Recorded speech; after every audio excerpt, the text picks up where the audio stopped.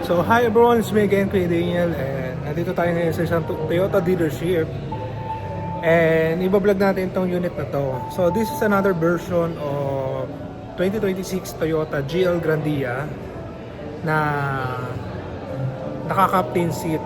So itong captain seat niya, hindi siya ganun kamahalan pero maganda. Kasi yung ibang nakita kong captain seat, masyado ng OA para ilagay sa GL Grandia. So kung gusto niyo na magandang captain seat, mag-elite na lang tayo, 'di ba? Para na sa ganon, hindi mo na kailangan i-customize pa. So tara ikutan natin 'to at para makita nyo kung magkano yung presyo niya ngayon at compare sa nauna kong na-vlog. Okay? So actually, kung may pera ako, this is one of my favorite band, the GL Grandia. Pero kung medyo may pera-pera pa, ang bibilin ko is GL Grandia Tourer. So tara, kuha natin. So tara, buksan natin itong unit na to. Nakabukas naman siya eh.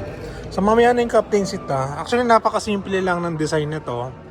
Walang pinagkaiba kay Commuter Deluxe, pati kay Tourer. Nagkakatalo na lang sa mga high-end. Tara. Ayan. So since napadaan na tayo sa gulong, tignan natin kung anong sukat ng gulong. 235/65 R16. Okay. So parang Tourer din siya. Sa Tourer nga lang iba yung ilaw niya. Iba yung ilalim niya. Simple lang to kasi yung makina naman niya nasa ilalim. Ang bigat. May kabigatan siya. Ayan. This is a 2.8 engine, D4D, diesel turbo. Ayan. So mataas naman tong unit na to, so okay siya.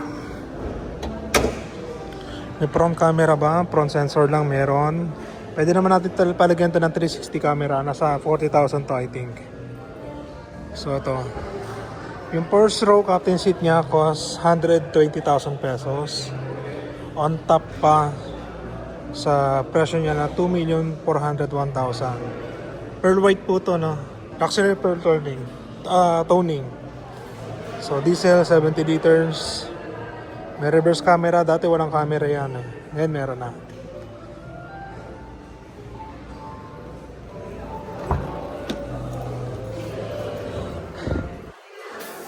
So ang ganda, hindi mo na kailangan pa ano to pa leather seat pa. Unless may pera kang extra, pa leather seat mo. So kita yung kaluluwa niya rito kasi parang sa ano to, air filter, parang may nalaglag yata. Ayan, hindi lang nakabit ng maayos. So bahala na sila magkabit dyan. Cup holder, bottle holder, palagayan ng payong. Pakita na natin yung leather seat. Yun naman ang pinaka ano rito eh. So simple lang, bagay na bagay siya sa unit na yan. And actually 3-seaters yan eh, na naging 2-seaters na lang.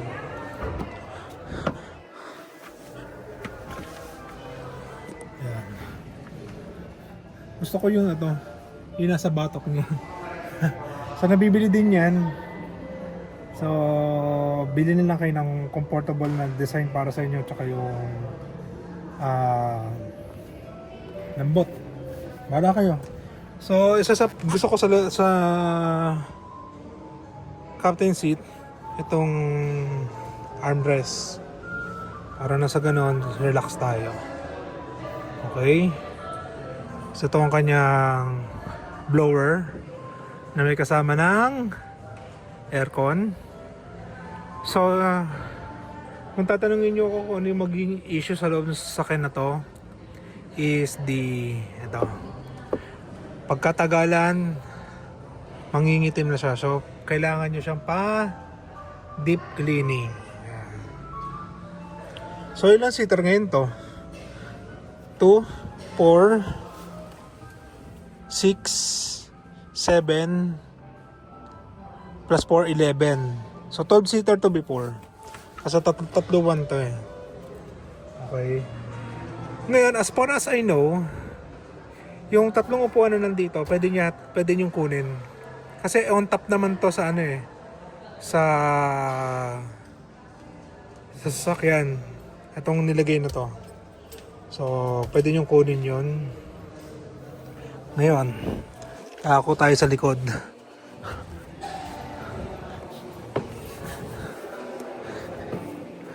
Abante lang natin to. Ayan. So, sa bawat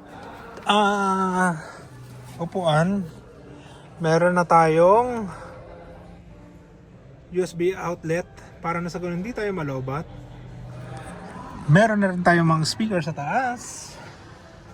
Ayan, ito, lilipat lang yan doon. Pero maganda, lagyan nyo lahat ng ganito para relax yung batok nyo. Okay. So ito, hindi ko na ibababa yan. Bakit? Ang bigat niyan eh. So may kangaroo pocket tayo rito. Lagayan ng drinks ng upo rito. Ngayon, dito sa side na to, maganda to sa mga alalay nyo. Dito nyo paupuin para siyang tagabukas ng pinto. Ayan. So, tanong, marami pa bang may ilalagay na gamit? I believe yes. So ito, ang laki ng space na to. Malalagay nyo yung cooler dito, plus yung mga gamit pa ron. Sa ilalim, may lalagay-lagay nyo pa yung mga bag, and etc. Try ko tayo sa kabila. Good. So medyo delayan natin yung vlog kasi puno na pala yung storage ng ating cellphone. Back camera na dating walang back camera. Jill Grandia, 4-eye sensor, 2-tone. Ayan. Ito nga lang, kailangan matangkad ka in order for you to close this hatchback yung likod niya. Okay. Ayan o. 5'6" ako, abot ko naman. Tataas lang ng konti. Pag hindi ka matangkad, talunin mo to. Ayan. Tara, sa harap na tayo.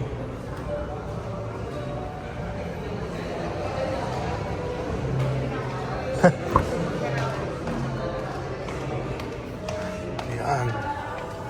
So again, sabi ko nga kanina, parang deluxe lang din tong part na to. Ito lang na iba yan. Ngayon, malaki ba lalagyanan? Yes! Pwede mo lagay yung chihuahua mo dito. Oh, pwede mo lagay yung chihuahua mo dito. Pwede ko palang ilagay si Lexi dito. Lalagyan ko na siya ng hangin. So, malaki rin ilagay na rito. Napagtripan pa yung aso, dun pa ilagay, buisit. So, common features. Yan, nakalimutan ko na naman. Ito yung pagsaset ng speed. Kung para hindi ka na umapak. Para hindi ka mapagod. Okay. So, shade holder. Ayan. So, sana manalo tayo ng loto. Para na sa ganun, mabili na tayo nito. Kung hindi man, magtrabaho tayo at magbenta ng madami at hindi magnakaw sa pera ng taong bayan. Okay? So, bye everyone. See you on my next vlog. Bye!